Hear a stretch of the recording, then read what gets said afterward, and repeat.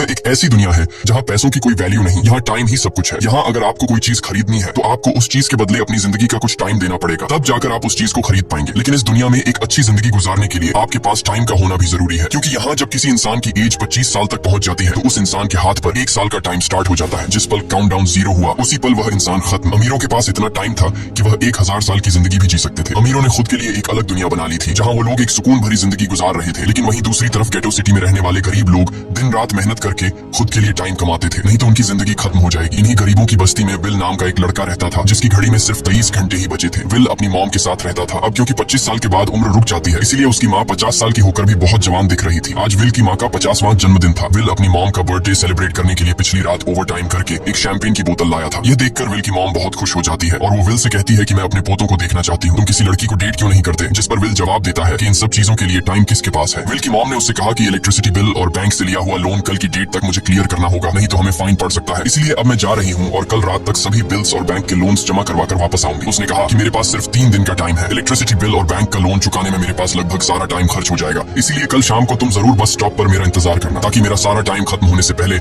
मैं तुमसे कुछ टाइम ले सकूं। इस पर विल ने कहा ठीक है, मैं टाइम पर पहुंच जाऊंगा। जाने से पहले विल की माँ विल के हाथ को छूकर उसकी बॉडी में 30 मिनट ट्रांसफर करती है ताकि विल अच्छा नाश्ता खरीद कर खा सके। इसके बाद दोनों अपने अपने काम पर निकल गए। रास्ते में विल के पास एक छोटी बच्ची आती है। वो विल को एक कैप्सूल देकर विल से उसका थोड़ा सा टाइम मांगती है। विल मुस्कुराते हुए उस छोटी बच्ची को कैप्सूल में अपनी जिंदगी का 5 मिनट का टाइम दे देता है और वह चली जाती है। यहाँ हमें पता चलता है कि ये लोग अपने टाइम को एक कैप्सूल में स्टोर भी कर सकते हैं, जिससे यह लोग कभी भी यूज और ट्रांसफर कर सकते हैं। इसके बाद विल काम के लिए फैक्ट्री पहुंच जाता है। काम शुरू करने से पहले वह कॉफी लेने जाता है, लेकिन वहाँ वह देखता है कि हर एक चीज का दाम डबल हो गया है। जहाँ पहले कॉफी 2 मिनट की मिलती थी, अब उसका प्राइस डबल होकर 4 मिनट हो चुका है। यहाँ पर कभी भी किसी चीज का भी दाम बढ़ा दिया जाता है बिना किसी अनाउंसमेंट के। ये बात विल को बहुत बुरी लगती है। मजबूरी में विल ने भी कॉफी के लिए अपनी जिंदगी के 4 मिनट पे किए और काम पर लग गया। दिन भर के काम के बाद रात के वक्त विल अपने दोस्त के साथ एक बार में जाता है। विल का दोस्त एक नंबर का शराबी था। वह हर वक्त शराब के नशे में टली रहता। विल का दोस्त विल को इशारे में बताता है कि वह आदमी सबको फ्री में दारू पिला रहा है और उसके पास बहुत ज्यादा टाइम है। ये सुनकर विल ने जब उस आदमी की तरफ देखा तो उसे चारों तरफ से लड़कियों ने घेरा हुआ था। विल की जब उस आदमी की घड़ी पर नजर गई तो उस आदमी के पास 116 साल का टाइम था। ये देखकर विल समझ जाता है कि यह आदमी ग्रीनिच सिटी से है, क्योंकि गेटो सिटी में लोगों के पास ज्यादा से ज्यादा 2 दिन का टाइम होता है। विल उस आदमी के पास आया और उसे वार्न करने लगा कि यहाँ पर तुम्हें नहीं होना चाहिए था। यहाँ चोरों का खतरा है, ये लोग तुम्हें मारकर तुम्हारा टाइम चुरा लेंगे, इसलिए जल्दी से यहाँ से निकल जाओ। लेकिन वो आदमी विल की बातों को सीरियस नहीं लेता और उसे इग्नोर करके ड्रिंक करने लग जाता है। तभी उस बार में फोर्टिस नाम का एक गैंगस्टर अपने ग्रुप के साथ आया, जिसे देखकर सारे लोग बाहर निकल भागे। दरअसल यह शहर के सबसे बड़े गुंडे हैं जो लोगों से जबरदस्ती टाइम चुराते हैं। विल का दोस्त विल को पकड़ कर ले जाने लगा, लेकिन विल ने जाने से इनकार कर दिया और वहाँ एक कोने में छिपकर सब कुछ देखने लगा। फोर्टिस उस अमीर आदमी से उसका सारा टाइम लूटने आया था। फोर्टिस उस अमीर आदमी को चैलेंज करता है कि चलो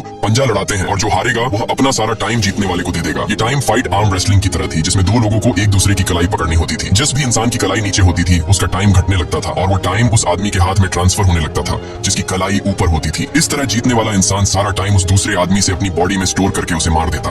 फोर्टिस उस आदमी से कहता है क्या तुम इसके लिए तैयार हो? इस पर उस अमीर आदमी ने कहा कि मैंने बहुत ज्यादा ड्रिंक की हुई है, इसलिए मुझे कुछ टाइम चाहिए, उसके बाद मैं तुम्हारे चैलेंज के लिए तैयार हूँ। फोर्टिस कहता है कि ठीक है, ये तुम्हारी आखिरी ख्वाहिश है, जाओ मैं तुम्हें तैयार होने के लिए कुछ मिनट देता हूँ। फोर्टिस उसके साथ अपना एक आदमी भी भेज देता है ताकि यह भाग न सके। वो अमीर आदमी बाथरूम में आकर बहुत ज्यादा उल्टियां करने लग जाता है क्योंकि उसे काफी चढ़ गई थी, इसलिए अगर वो इस हालत में फोर्टिस से पंजा लड़ता तो इस अमीर आदमी का हारना कंफर्म था। तभी विल वहां पर आ जाता है। वो फोर्टिस के आदमी को मारकर उस अमीर आदमी को अपने साथ उस जगह से बाहर निकाल लेता है और उसे फोर्टिस से बचाकर एक सेफ जगह पे ले आया। विल ने उस अमीर आदमी से कहा कि मैंने तुमसे कहा भी कि तुम्हारी जान को खतरा है, तुम जानबूझकर अपना टाइम क्यों बर्बाद कर रहे हो? वो आदमी विल को अपना नाम हेनरी बताता है और वो विल से पूछता है कि तुम्हारी उम्र कितनी है? विल ने बताया 28 साल। हेनरी ने कहा मेरी उम्र 105 साल है और अब मैं जिंदगी से थक चुका हूँ। मैंने अपनी लाइफ में हर एक चीज का मजा लिया है और अब मुझे इस जिंदगी की जरूरत नहीं है, मैं जीना नहीं चाहता। ये सुनकर विल ने हैरानी से पूछा आखिर तुम कहना क्या चाहते हो? इस पर हेनरी ने कहा लगता है तुम अब तक हकीकत से अनजान हो। क्या तुमने कभी सोचा है कि इस दुनिया में अलग अलग टाइम जोन्स क्यों बनाए गए हैं? आखिर क्यों तुम्हारे टाइम जोन गेटो में किसी भी वक्त चीजों के दाम और टैक्स बढ़ा दिए जाते हैं? दरअसल महंगाई जानबूझकर बढ़ा दी जाती है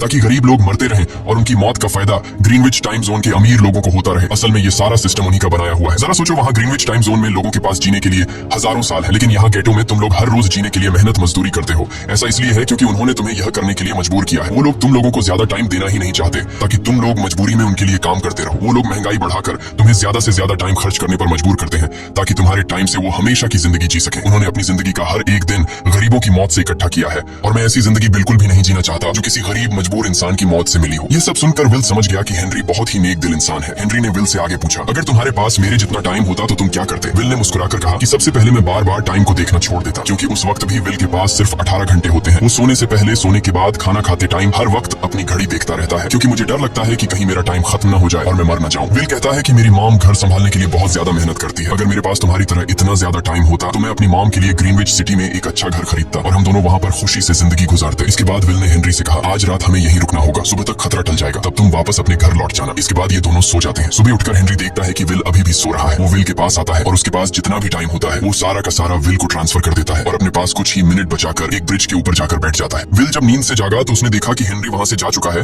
तभी हमेशा की तरह नींद से जागने के बाद विल ने अपनी घड़ी में नजर डाली। विल की घड़ी में 116 साल ऐड हो चुके थे। यह देखकर उसकी आंखें खुली की खुली रह गई। उसे लगा कि वो अभी भी नींद में है और सपना देख रहा है। इसी दौरान विल की नजर विंडो पर पड़ी जिस पर लिखा था, मेरा टाइम बर्बाद मत करना। वो समझ जाता है कि हेनरी ने मुझे अपना सारा समय दे दिया है। तभी विल ने हेनरी को दूर एक ब्रिज के किनारे पर बैठे देखा। विल जल्दी से हेनरी की तरफ भागा, लेकिन अब बहुत देर हो चुकी थी क्योंकि हेनरी के पास अब बस कुछ ही सेकंड्स बचे थे और थोड़ी देर बाद वो एक झटके से मरकर ब्रिज से नीचे पानी में गिर गया। विल को हेनरी की मौत का बहुत ज्यादा दुख होता है। अब विल के पास 116 साल की जिंदगी थी और वो समझ जाता है कि अगर मैं यहाँ पर रहा तो लोग समझेंगे कि हेनरी को इसी ने मारा है। विल जल्दी से अपने दोस्त के पास जाता है। विल का दोस्त विल के हाथ में इतना सारा टाइम देखकर शॉक रह जाता है, जिसके बाद विल ने अपने दोस्त को दोस्ती की खातिर 10 साल का टाइम दिया। ये देखकर विल का दोस्त उसका दिल से शुक्रिया अदा करता है। विल कहता है कि यहाँ रहना मेरे लिए अब ठीक नहीं, क्योंकि इतने ज्यादा टाइम को देखते हुए मेरा टाइम छीनने के लिए कोई भी मुझे मार सकता है। अब मैं अपनी माँ के लिए ग्रीनविच सिटी में एक अच्छा सा घर खरीद सकता हूँ और वहाँ पर एक सेफ लाइफ गुजारूंगा। जिसके बाद विल अपने दोस्त को गुड बाय कहकर वहाँ से निकल जाता है और सीधा उस बस स्टॉप पर जाकर मॉम का इंतजार करने लगता है, जहाँ 2 दिन पहले उसकी मॉम ने उससे कहा था कि मैं इलेक्ट्रिसिटी का बिल और बैंक का लोन चुकाकर इस बस स्टॉप पर पहुंचूंगी। दूसरी तरफ विल की मॉम सारे लोन और बिल्स भरने के बाद घर लौटने के लिए बस में चढ़ी और तभी उसे पता लगा कि एक ही दिन में बस की टिकट के दाम डबल हो गए थे। पहले जहाँ टिकट 1 घंटे में आती थी वहीं अब प्राइस 2 घंटे हो गया था। ये देखकर विल की मॉम बहुत ज्यादा परेशान हो जाती है क्योंकि विल की मॉम के पास सिर्फ 1.5 घंटा बचा था। विल की मॉम बस ड्राइवर से रिक्वेस्ट करती है कि अगले स्टॉप पर मेरा बेटा उसे बाकी का टाइम दे देगा, लेकिन बस ड्राइवर ने साफ इनकार कर दिया और कहा कि अगर टाइम नहीं है तो फिर पैदल चली जाओ। लेकिन विल की मॉम को पता था कि अगला बस स्टॉप बहुत दूर है, अगर वह पैदल भी जाती है तो उसे पहुंचने में 2 घंटे लगेंगे। उस वक्त बस में ढेर सारे पैसेंजर्स सवार थे। विल की मॉम ने उनसे भी रिक्वेस्ट की और किसी ने भी उनकी मदद नहीं की। इतने में ही बस वहां से निकल गई। विल की मॉम रेचल के पास ज्यादा टाइम नहीं बचा था, इसलिए वह दौड़ती हुई पैदल घर की तरफ भागने लगी। दूसरी तरफ विल अपनी मॉम के लिए फूलों का गुलदस्ता लिए बस स्टॉप पर उनका इंतजार कर रहा था क्योंकि आज उसे अपनी मॉम का बर्थडे सेलिब्रेट करना था। बस जब उस स्टॉप पर पहुंची तो कई सारे पैसेंजर्स उतर आए, पर उनमें से विल की मॉम नहीं थी। विल यह देखकर परेशान हो जाता है और उसे समझ आ गया कि जरूर उसकी मॉम मुसीबत में है। वह उसी वक्त अपनी मॉम की तलाश में भागा। उधर रेचल के पास अब कुछ ही मिनट बचे थे। वह रास्ते में आने वाली गाड़ियों और लोगों के घरों का दरवाजा पीट पीट कर उनसे थोड़ा समय उधार मांग रही थी, लेकिन कोई भी उसकी मदद करने को तैयार नहीं था। इधर विल जब कुछ दूर गया तो उसे उसकी मॉम दौड़ती हुई नजर आ गई। अपनी मॉम को भागते हुए देख विल समझ गया कि उनके पास ज्यादा टाइम नहीं है। वह अपना हाथ आगे करके तेजी से उनकी तरफ दौड़ने लगा। उधर रेचल के पास अब सिर्फ 10 सेकंड्स ही रह गए थे। वह भी पूरी तेजी से विल की ओर भाग रही थी, लेकिन जैसे ही रेचल अपने बेटे विल के पास पहुंची उसका टाइम खत्म हो जाता है और वह मर जाती है। यह देखकर विल को बहुत दुख होता है क्योंकि उसने अपनी मॉम के लिए क्या कुछ नहीं सोचा था। वह चीख कर रोने लगा। अगली सुबह तक हेनरी की डेड बॉडी टाइम कीपर्स को मिल चुकी थी। ये टाइम कीपर्स वहां पर इन्वेस्टिगेशन करते हैं। आज की दुनिया में टाइम कीपर्स होते थे जो पुलिस की तरह थे। इन टाइम कीपर्स का काम ही क्राइम को रोकना होता है। टाइम कीपर्स के ऑफिसर रेमंड ने उस जगह में अच्छी तरह से जांच की, लेकिन उसे कोई भी क्लू नहीं मिला। तभी रेमंड की नजर उस ब्रिज के पास लगे सीसीटीवी कैमरा की तरफ गई। वह सीसीटीवी फुटेज चेक करने सीसीटीवी रूम के लिए निकल पड़ा। दूसरी तरफ विल समझ चुका था कि उसकी मॉम की मौत के लिए ग्रीनिच में रहने वाले अमीर लोग ही जिम्मेदार हैं, जिन्होंने गेटो शहर के लोगों को एक एक सेकंड का मोहताज बना दिया है। अब विल उनसे बदला लेने ग्रीनिच की तरफ निकल पड़ा और यहाँ से होती है असल कहानी शुरू। ग्रीनविच सिटी में एंटर होने के लिए विल को 1 साल का टाइम खर्च करना पड़ा और ग्रीनिच सिटी जा पहुंचा। वहां जब विल ने अमीर लोगों का लाइफस्टाइल देखा तो उसकी आंखें खुली की खुली रह गई। वहां लोगों के पास इतना टाइम था कि वो लोग मरने का नाम तक भूल गए थे। यहाँ पर अमीर लोग के बॉडीगार्ड के पास भी 100 साल से भी ज्यादा का टाइम था। ये देखकर विल गुस्से से लाल हो जाता है क्योंकि विल जिस शहर से आया था वहां पर लोगों के पास सिर्फ 24 घंटे की जिंदगी थी। विल वहां एक महंगे होटल में रुकता है। खाना खाते दौरान एक बहुत ही खूबसूरत लड़की विल को देखती है, जैसे उसे विल पसंद आ गया हो। दूसरी तरफ टाइम कीपर रेमंड हेनरी की मौत के वक्त का सीसीटीवी फुटेज चेक कर रहा था। तभी उसे फुटेज में विल दिखाई देता है। हालांकि कैमरा ने हेनरी को ब्रिज से गिरते हुए रिकॉर्ड नहीं किया था, लेकिन उस फुटेज में विल ब्रिज के पास खड़ा नजर आ रहा था, जिससे रेमंड को विल पर शक होने लगा। इसलिए रेमंड ने अपनी टीम को विल के बारे में जानकारी इकट्ठा करने को कहा। रिसर्च के दौरान टाइम कीपर्स को यह बात पता चल जाती है कि विल नाम का एक आदमी बहुत सारा टाइम खर्च करके ग्रीनविच सिटी में एंटर हो गया है, जिससे रेमंड को यह बात कंफर्म हो जाती है कि विल ने ही हेनरी को मारा है। रेमंड उसी वक्त अपनी टीम के साथ ग्रीनविच शहर की ओर रवाना हो गया। दूसरी ओर ग्रीनविच शहर में विल एक कैसीनो में आया, जहाँ कुछ अमीर लोग पोकर खेल रहे थे। विल भी उनके साथ बैठ जाता है। एक नए आदमी को देखकर ये लोग उस पर हंसने लगते हैं, लेकिन विल गैम्बलिंग में माहिर था। आज उसके लिए अमीरों से पैसे निकालने का सबसे अच्छा मौका था। विल ने फिलिप नाम के एक रईस आदमी के साथ पोकर की बाजी खेली। फिलिप यहाँ का सबसे रईस इंसान है। उसके पास खुद का एक टाइम बैंक है जो लोगों को लोन पर टाइम देता है। फिलिप के साथ उसकी डॉटर भी बैठी होती है। यह वही लड़की है जो कुछ देर पहले विल को गौर से देख रही थी। गेम जब शुरू हो जाती है तब विल अपनी लाइफ का सारा टाइम दांव पर लगा देता है और अपनी माइंड के बदौलत वो फिलिप से 1100 साल जीत जाता है। यह देखकर फिलिप की बेटी सिल्विया विल से काफी ज्यादा इंप्रेस हो जाती है। उसने विल को कल रात अपने घर पार्टी पर इनवाइट किया। फिर अगली शाम विल एक नई नवेली कार खरीदकर फिलिप की पार्टी में जा पहुंचा। वहीं पार्टी के दौरान विल और सिल्विया डांस करने लगते हैं और सिल्विया मन ही मन विल को दिल दे बैठी। वो अपनी दिल की बात विल से करने ही वाली थी कि तभी टाइम कीपर रेमंड अपनी टीम के साथ वहां पहुंचता है और विल को पकड़ लेते हैं। विल को खूनी समझकर सिल्विया भी उससे नाराज हो गई। रेमंड ने सबसे पहले विल का सारा टाइम उससे छीनकर सिर्फ 2 घंटे दिए। उसके बाद वो विल को हेनरी के खून के इल्जाम में गिरफ्तार करने लगा। रेमंड विल से पूछता है कि तुमने हेनरी को क्यों मारा। विल उसे कहता है कि मैंने उसे मारा नहीं था, बल्कि वो खुद जीना नहीं चाहता था, इसलिए उसने मुझे 116 साल दिए और बाद में उसने खुद की जान ली। लेकिन रेमंड विल की बात पर यकीन नहीं करता। विल समझ जाता है कि रेमंड मुझे हेनरी के झूठे केस में फंसाकर उम्र भर कैद के लिए मुझे जेल में डाल देगा, इसलिए वह मौका देखते ही रेमंड के आदमियों को मारकर खुद को आजाद कर लेता है और उनकी बंदूक लेकर सिल्विया को बंदी बना लिया। सिल्विया को ढाल बनाकर विल उसे साथ लेकर भाग निकला और रेमंड और उसके आदमियों को चकमा देता हुआ वापस गेटो शहर आ पहुंचा। इस दौरान विल के पास टाइम काफी कम बचा था। उसने सिल्विया से कुछ टाइम उधार मांगा, लेकिन सिल्विया ने उसे 1 सेकंड भी देने से इनकार कर दिया, क्योंकि वह भी उसे हेनरी का खूनी समझ रही थी। इसलिए वो और तेजी से गेटो शहर की तरफ कार दौड़ाता है ताकि वहां पहुंचकर किसी से टाइम उधार ले सके। जल्दबाजी में उसका ध्यान आगे सड़क पर बिछी कंटीली तारों पर नहीं पड़ता, जिससे टकराते ही विल की कार ब्रिज से नीचे गिर जाती है। इस एक्सीडेंट में विल और सिल्विया बेहोश हो गए। असल में रास्ते में वह कांटे फोर्टिस और उसकी गैंग ने बिछाए थे। फोर्टिस ने देखा कि सिल्विया के पास 10 साल का टाइम था। वो सिल्विया का सारा टाइम चुरा कर वहां से निकल जाते हैं। इतने में ही विल और सिल्विया को होश आया। सिल्विया ने जब अपने हाथ की तरफ देखा तो वो परेशान हुई, क्योंकि उसके पास सिर्फ 30 मिनट ही बचे थे और विल के पास भी कुछ मिनट ही बचे थे। पर फिर भी उसने सिल्विया को अपने कुछ मिनट दिए, जिससे इन दोनों का टाइम बराबर हो गया। इसके बाद विल सिल्विया को लेकर जल्दी से अपने दोस्त के घर जाता है,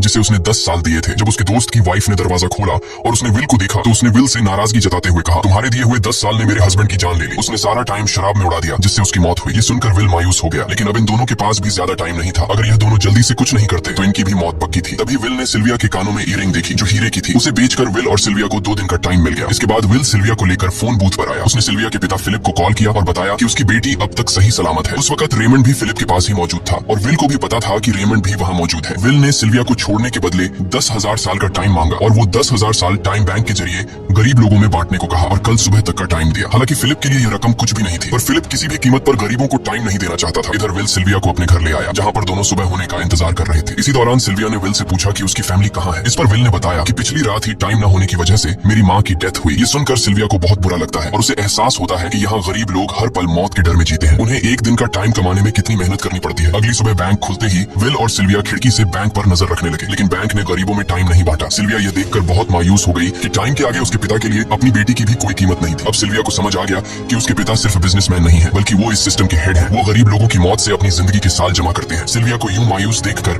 विल ने उसे वापस घर भेजने का फैसला किया। वो उसे फोन बूथ पे ले आया और अपने पिता को कॉल करके अपने लिए मदद बुलाने को कहा। इस दौरान विल सिल्विया को वेपन भी दे देता है ताकि वो खुद की हिफाजत कर सके। इधर सिल्विया फोन पर अपने पिता से बात कर रही थी कि तभी टाइम कीपर रेमंड चुपके से वहां आ पहुंचा और विल पर गन तान दी। रेमंड विल पर गोली चलाने ही वाला था कि तभी सिल्विया ने रेमंड को देख लिया और घबराहट में रेमंड पर गोली चला दी। ये देख विल घबरा कर रेमंड के पास आया। हालांकि वो गोली रेमंड के हाथ को छूकर निकल गई थी। रेमंड के हाथ से बहुत खून निकल रहा था। विल ने रेमंड की घड़ी देखी। रेमंड के पास सिर्फ 2 घंटे बचे थे। दरअसल टाइम कीपर्स को भी सैलरी के तौर पर हर रोज 1 दिन का ही टाइम मिलता था। विल समझ गया कि जब तक रेमंड के पास उसके टीम वाले पहुंचेंगे तब तक रेमंड का ज्यादा खून बहने की वजह से उसकी मौत हो गई होगी। इसलिए विल रेमंड को 2 घंटे का टाइम देते हुए रेमंड की कार को लेकर वहां से निकल गया। रेमंड को गोली मारकर अब सिल्विया भी क्राइम लिस्ट में आ चुकी थी। हालांकि विल ने सिल्विया से कहा कि वो अभी इन सब से निकल सकती है, लेकिन ग्रीनिच में सिल्विया की जिंदगी पिंजरे में कैद पंछी की तरह थी। उसके पिता फिलिप ने उस पर बहुत सारी पाबंदियां लगा दी थी, पर यहाँ आकर उसे आजादी का एहसास हो रहा था, क्योंकि यहाँ वो अपनी मर्जी की मालिक थी। और सिल्विया समझ जाती है कि यहाँ पर लोगों के साथ गलत हो रहा है। अब वह भी गरीबों को उनका हक दिलाने में विल के साथ थी। विल और सिल्विया ने मिलकर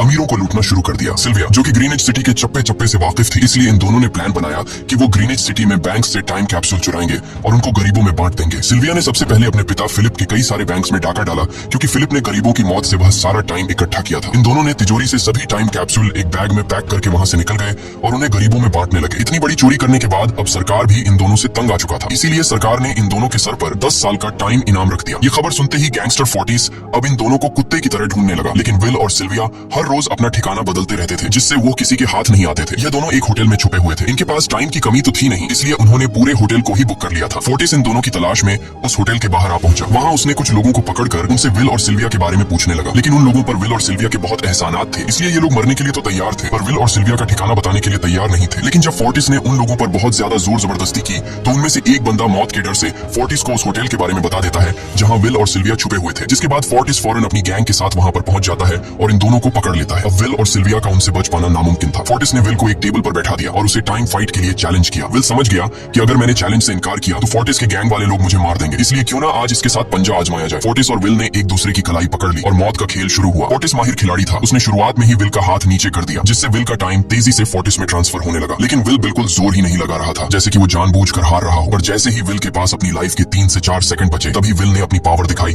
और एक झटके से फोर्टिस का हाथ नीचे कर दिया। फोर्टिस की आंखें खुली की खुली रह गईं। वो पूरा जोर लगाकर अपना हाथ ऊपर करने की कोशिश कर रहा था, लेकिन विल की ताकत के आगे वो ढीला पड़ चुका था। ये देख फोर्टिस के आदमियों का ध्यान फोर्टिस की घड़ी पर अटक गया। अब उनका बॉस मरने वाला था। इतने में ही मौका पाकर विल ने अपने जूते से गन निकाली और पलक झपकते ही फोर्टिस के सारे आदमियों को शूट कर दिया, क्योंकि अगर वो ऐसा नहीं करता तो वो लोग उसे मार देते। इसी के साथ फोर्टिस का टाइम 0 हो गया और वह भी मारा गया। विल और सिल्विया जल्दी से वहां से भाग निकले। इसी दौरान उन्होंने देखा कि अमीरों ने सारा खेल पलट दिया था। विल और सिल्विया ने गरीबों में जितना भी टाइम बांटा था उसकी वैल्यू अब कुछ भी नहीं रही थी, क्योंकि अमीरों ने महंगाई की दर को कई गुना बढ़ा दिया था। यह देख विल हारा हुआ महसूस करने लगा और उसे लगा कि मैं कभी भी इन गरीबों को उनका हक नहीं दिला सकूंगा। उसने सिल्विया से कहा कि अब सब खत्म हो चुका है। अगर वो लोगों में 1000 साल भी बांट दें तो अमीर लोग महंगाई को और ज्यादा बढ़ा देंगे, जिससे लोगों की हालत कभी नहीं सुधर पाएगी। सिल्विया ने कहा कि कोई तो रास्ता होगा। इस पर विल ने कहा कि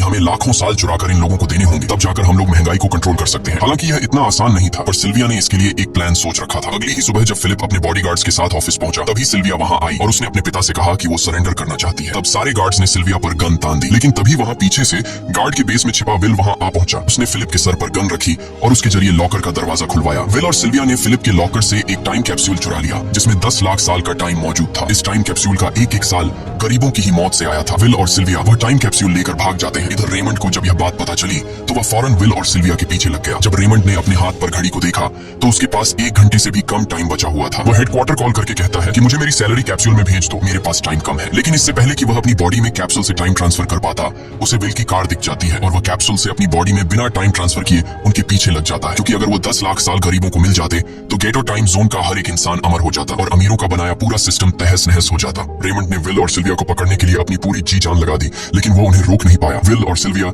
रेमंड को चकमा देकर गेटो शहर आ गए और वह टाइम कैप्सूल एक बच्ची के हाथों में सौंप दिया। उन्हें पता था कि रेमंड सीधा हमारे पीछे गीटो शहर पहुंचेगा, इसलिए उन्होंने इस जगह को छोड़कर एक सुनसान जगह पर चले गए। उधर उन्होंने गीटो शहर के लोगों में लाखों साल बांटकर उन्हें अमर कर दिया था, लेकिन खुद इन दोनों के पास बहुत ही कम टाइम बच जाता है। बदकिस्मती से उसी पल रेमंड ने उन्हें पकड़ लिया। रेमंड ने विल को धमकी देते हुए कहा, अगर तुम्हें अपनी जान प्यारी है तो चुराया हुआ सारा टाइम वापस कर दो। तब विल ने उसे अपनी घड़ी का समय दिखाया। विल और सिल्विया के पास कुछ ही मिनट बचे थे। विल ने रेमंड से कहा, कहीं तुम भूल तो नहीं गए? याद है जब तुम मरने वाले थे तो मैंने तुम्हें कुछ टाइम उधार दिया था, टाइम तो तुम्हें मुझे वापस करना चाहिए। यह सुनकर रेमंड को याद आया कि विल और सिल्विया को पकड़ने की जल्दी में उसने अपने टाइम पर ध्यान ही नहीं दिया। जब उसने अपनी घड़ी पर नजर डाली तो उसके पास सिर्फ 5 सेकंड ही बचे थे, जो देखते ही देखते 0 हो गए और रेमंड मारा गया। विल और सिल्विया रेमंड से तो बच गए थे, पर इन दोनों के पास भी अब सिर्फ एक मिनट ही बचा था। ऊपर से उस सुनसान इलाके में उनकी मदद करने वाला भी अब कोई नहीं था। उन्हें अपनी मौत साफ नजर आ रही थी। इन दोनों ने मायूस होकर एक दूसरे को गले लगाया और तभी विल को रेमंड की कार नजर आई। विल फौरन कार की तरफ भागा और वहां पहुंचकर उसने रेमंड की सैलरी का टाइम अपनी घड़ी में ट्रांसफर कर दिया। इसके बाद वह सिल्विया को भी टाइम देने उसकी ओर भागने लगा। सिल्विया भी तेजी से विल की ओर दौड़ रही थी। सिल्विया के पास कुछ ही सेकंड्स बचे हुए थे। यह बिल्कुल उसी तरह का पल था